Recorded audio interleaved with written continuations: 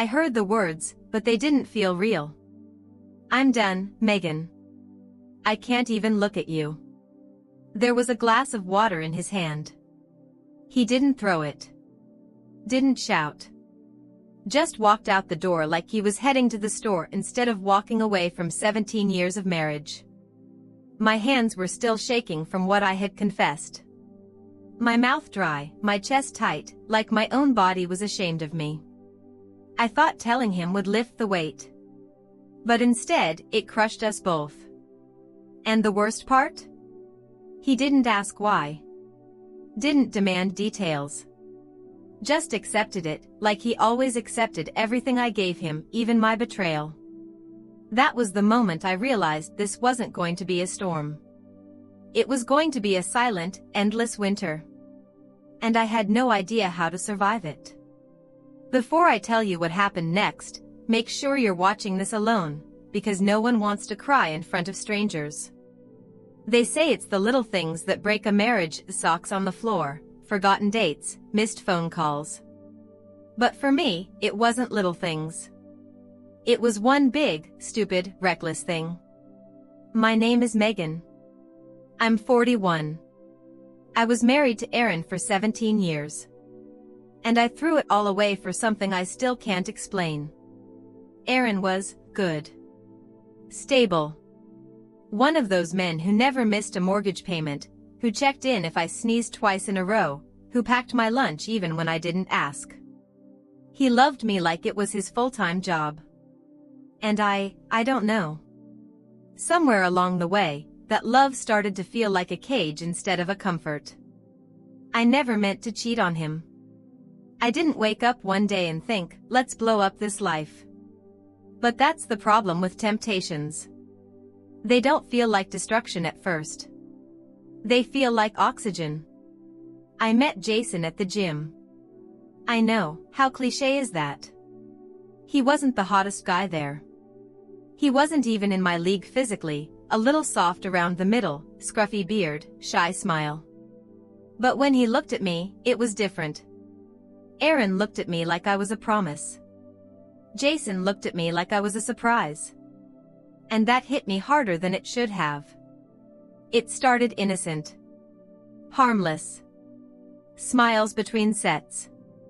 Jokes in the parking lot. We started stretching together after workouts. Then talking about music. Then coffee after. Then texting. The first time he touched me, really touched me, was in the back seat of my car on a rainy Tuesday when I said I was running errands and never came home with anything. I didn't plan it. That's the truth. But I didn't stop it either. And after that, I didn't want to stop. Jason was chaos. He'd kiss me like I was the only woman who had ever existed, then ghost me for 2 days. He'd say he wanted me, needed me, then casually mention he was also seeing someone else, but it wasn't serious. I should have run. But instead, I ran from Aaron. I started making excuses. Late meetings. Yoga classes. Dinner with imaginary friends. I was terrible at lying. Aaron probably knew something was off. But he never pushed. He just gave me space. I convinced myself he didn't care. That was my first lie. The second lie came a month later when Jason asked me if Aaron knew. I laughed and said, "It's not like I'm married." Jason laughed too. That should have told me everything I needed to know. Still, it went on. 4 months. And the guilt? It wasn't constant. It came in waves, like nausea. I'd feel sick when Aaron brought me flowers for no reason. When he rubbed my feet after a long day. When he folded my laundry because he knew I hated it. But then Jason would text, and the guilt would vanish. I lived in that loop for half a year. Highs and crashes, guilt and lust, Aaron and Jason.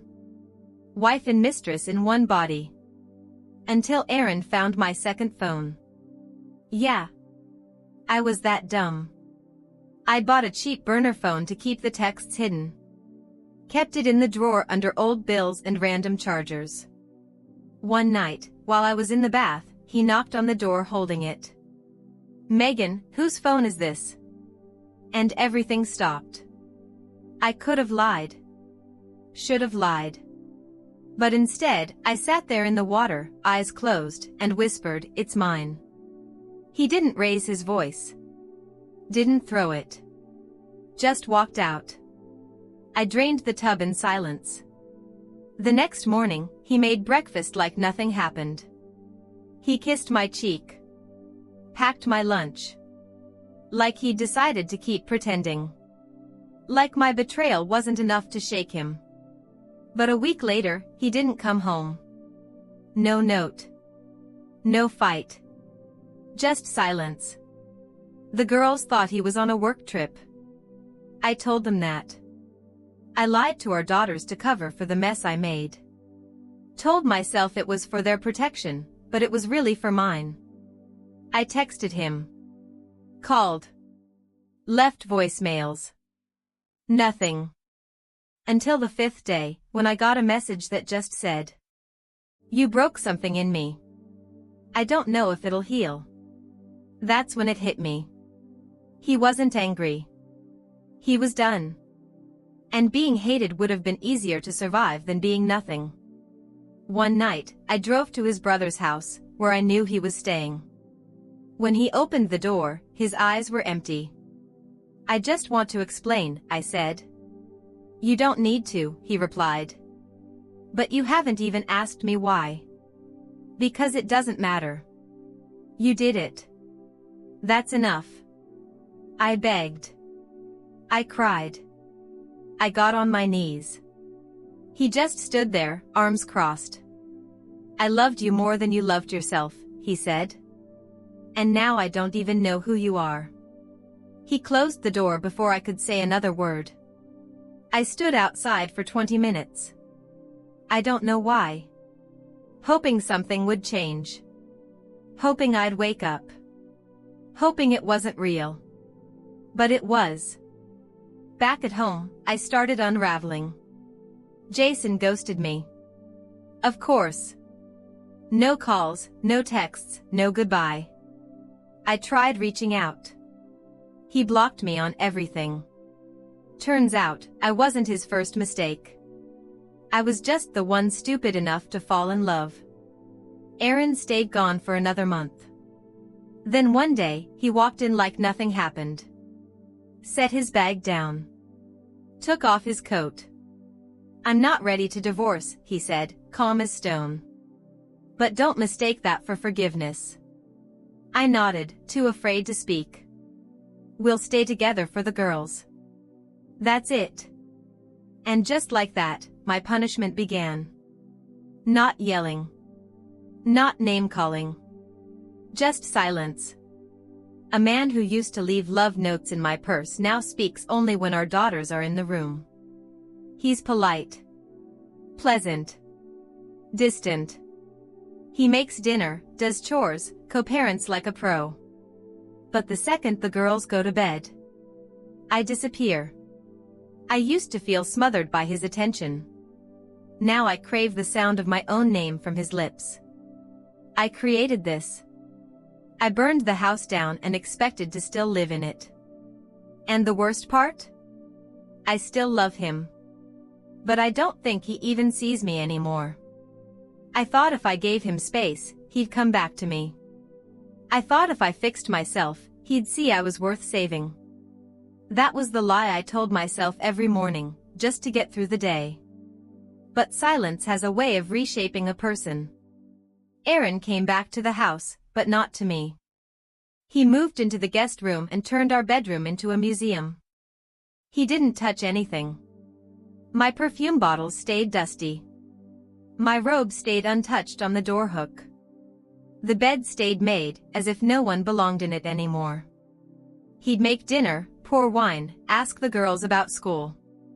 He was still Dad. He was still Aaron. Just not mine. And I was too ashamed to push. I started doing things, small, humiliating things, to win him back. Things that, in hindsight, reeked of desperation. I cooked his favorite meals. Left little notes in his briefcase like I used to. I booked a couple's massage for our anniversary, the one he didn't even acknowledge. I printed old photos of us and put them on the fridge. Our wedding. Our first apartment. The weekend in Napa. I thought nostalgia might stir something. It didn't. He saw the photos, stared for a second, and walked away. The next morning, they were gone. Every single one. Replaced by a blank white magnet board. I stared at it for 10 minutes straight. That was the first time I cried in the kitchen. Therapy was my next move. Not for us, he wouldn't agree to that yet, but for myself. I told him I was trying to be better. He nodded and said, "Good." He didn't ask what I was learning. But I'll tell you anyway. I learned that I was running from myself long before Jason. That I resented Aaron not because he was bad to me, but because I was tired of feeling like a burden. Like someone who was always being taken care of. That somewhere along the line, I stopped being Megan and just became Aaron's wife. And I hated myself for needing him more than he needed me. But it didn't matter. Growth doesn't undo betrayal. I could become a saint and still be the woman who lied, who slept around, who threw away everything for a man who didn't even send a goodbye text. Jason never came back. Which, ironically, made it worse. Because now I couldn't even pretend the affair had meaning. It was just noise. Static. A distraction I mistook for salvation. About 5 months after Aaron moved back in, I made my boldest, stupidest move yet. I bought concert tickets. Not just any concert, his favorite band from college. One we used to sing together on road trips. The tickets were expensive. 5th row. I had this vision of us sitting side by side again, swaying, remembering who we were. I handed them to him in the kitchen. He glanced at them. Blinked. Set them on the counter. "I'm not going," he said. "You can take someone else." "I bought them for us," I whispered. "I didn't ask you to," he replied. That was the night I drank a bottle of wine alone in the bathtub and woke up with a pounding headache and mascara dried on my neck. The next day, our youngest daughter, Leah, asked me if I'd been crying. I told her no. She said, "You don't have to lie. I hear you sometimes." And then she hugged me, just hugged me, and my heart cracked in a new place. I was losing more than Aaron. I was losing my dignity. A week later, I saw him with someone. At first, I thought it was nothing. A woman walking out of his office building. Pretty, smartly dressed. Late 30s, maybe early 40s. They weren't holding hands or anything. But she was laughing. And he was smiling. Smiling in that real way I hadn't seen in almost a year. I followed him home that day, pretending I didn't feel anything. Pretending I hadn't just watched the man I betrayed enjoy someone else's presence more than mine. I didn't ask. I didn't need to. That night, I made a decision. I confronted him. Not with rage. Not with jealousy. But with something worse, hope. "Is there someone else?" I asked softly. He didn't answer right away. Just looked at me like he was trying to decide if I deserved the truth. "There might be," he said. "Eventually." "Are you in love with her?" "I don't even know her. But she makes me feel unburdened." Unburdened. Like I was his burden. I nodded. That was the night I finally understood something cruel and essential. Sometimes the real punishment for betrayal isn't revenge. It's watching the other person heal, and knowing you're not part of that healing. We kept pretending. Leah didn't know anything yet. Our older son, Matt, had his suspicions. He was 17, too sharp for his own good. He started avoiding dinner. Started staying out late. One night I asked him where he was going. He said, anywhere but here. That stung more than I expected. Aaron and I agreed to therapy, finally, but it was useless. He was polite. Respectful. Participated like a student in detention. But I could feel it, he was clocking out the moment the session ended. When I brought up forgiveness, he said something that broke me. I forgave you the moment I decided I wasn't going to let you destroy me. But that doesn't mean I want you anymore. That's when I knew it was over. The night he told me he was looking for apartments, I didn't cry. I asked him if he'd tell the kids, or if I should. He said we'd do it together. We owe them that. He still said we. That was the last thing we'd do together. The night before he moved out, he came to my door, not the bedroom door, not anymore, but the door of the office I'd been sleeping in for weeks.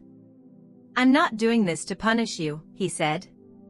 I just can't live in a house that reminds me every day that I wasn't enough. You were more than enough, I whispered. I was the one who wasn't. He smiled sadly. Doesn't matter now, does it? He moved out on a Sunday. Leah cried for 2 hours. Matt didn't come home that night. I sat on the couch holding one of Aaron's old sweatshirts, inhaling what little scent remained. I wanted to call someone. My sister. My therapist.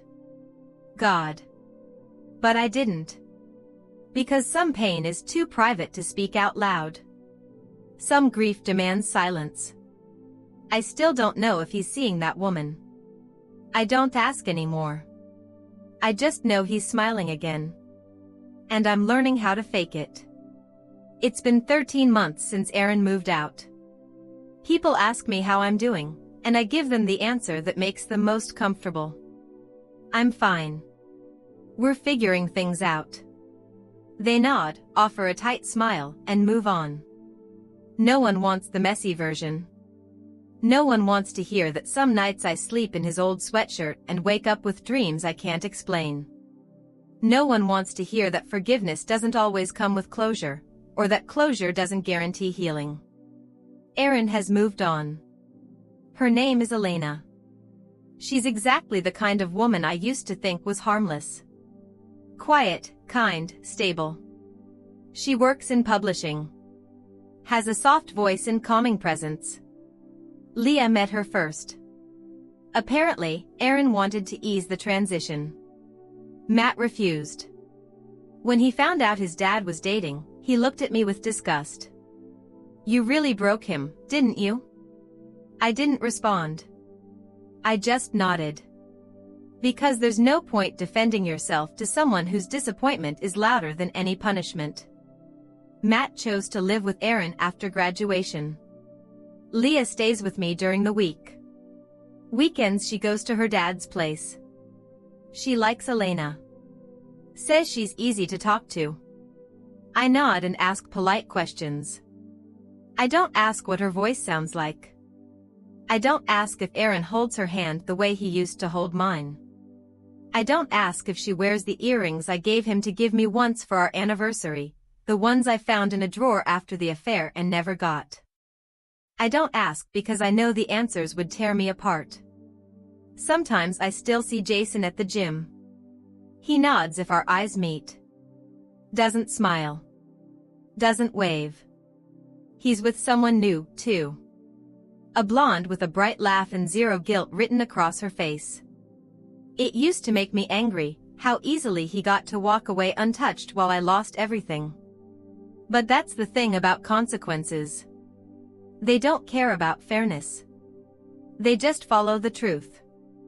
I started journaling again. My therapist said I needed to write the ugly parts without flinching. So I did. Page after page of regret, rage, nostalgia, lies. And eventually, the words started shifting. I stopped writing about Aaron. And started writing about Megan. About the girl who was always trying to be someone else's version of good enough. The woman who only knew her worth through someone else's love. The mother who broke her own heart the second she realized her children didn't look at her the same way anymore. One night, I was cleaning out a cabinet and found a birthday card Aaron had written to me years ago. I still don't understand how I got so lucky. You make life better just by being in it. I sat on the floor for an hour holding that card. Not crying. Just holding it. Trying to remember who that woman was. And how far away she feels now. I haven't dated. People tell me I should. You need to move on. Get back out there. But they don't understand. I don't want new. I want the old life I destroyed. But you don't get that back. Not even if you beg. Not even if you bleed. You only get silence. And time. And reminders. Aaron and Elena are engaged now. Leah told me, like it was casual. Dad proposed. They're doing something small. Just family. I asked if she wanted to go dress shopping. She said, for what? I realized I had imagined being invited to their wedding. As if the woman who destroyed the first marriage deserved a seat at the start of the second. The delusion is the last thing to die.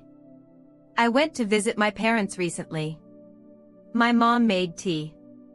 My dad was quiet. At one point, he looked up from his book and said, "We don't blame Aaron." I nodded.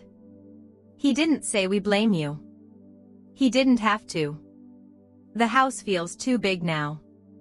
I stopped turning on the porch light. Stopped playing music while I cook.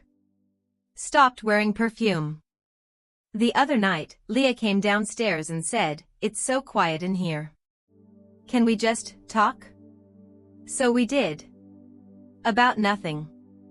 And then everything. At one point, she asked, "Why did you do it?" I almost lied. Said it was a mistake.